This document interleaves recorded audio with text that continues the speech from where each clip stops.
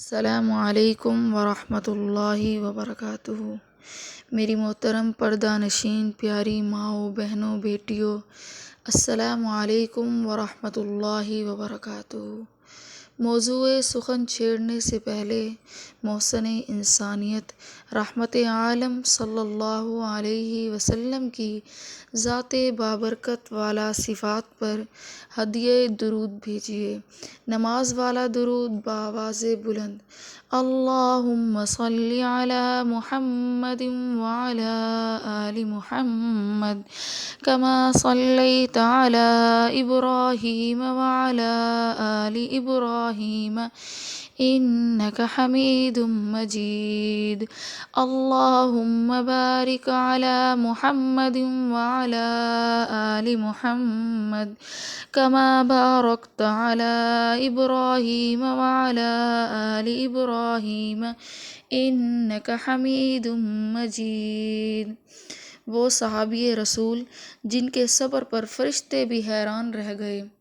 مکہ کی وادیاں اس دن بھی خاموش تھی، مگر ان خاموش گلیوں میں ظلم کی چیخیں دفن تھیں۔ اسلام قبول کرنا آسان نہ تھا، خاص طور پر ان لوگوں کے لیے جو کمزور تھے، غلام تھے یا جن کا کوئی قبلہ نہیں تھا۔ انہی مظلوموں میں ایک نام تھا، حضرت خباب بن الارت رضی اللہ تعالیٰ عنہ، جو ابتدائی دور میں اسلام لانے والوں میں شامل تھے اور جن کا جرم صرف یہ تھا کہ انہوں نے حق کو پہچان لیا تھا۔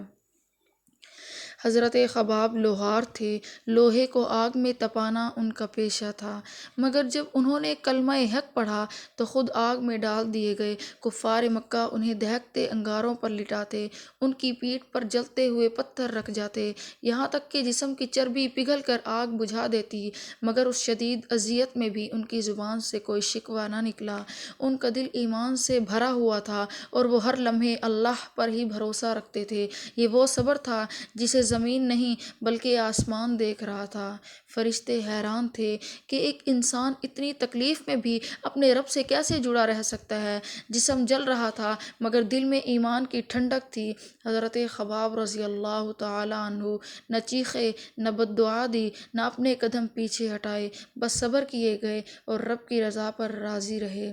سبحان اللہ۔ ایک دن وہ زخموں سے چور جسم کے ساتھ رسول اللہ صلی اللہ علیہ وسلم کی خدمت اقدس میں حاضر ہوئے اور عرض کیا: یا رسول اللہ صلی اللہ علیہ وسلم، کیا آپ ہمارے لیے دعا نہیں کریں گے؟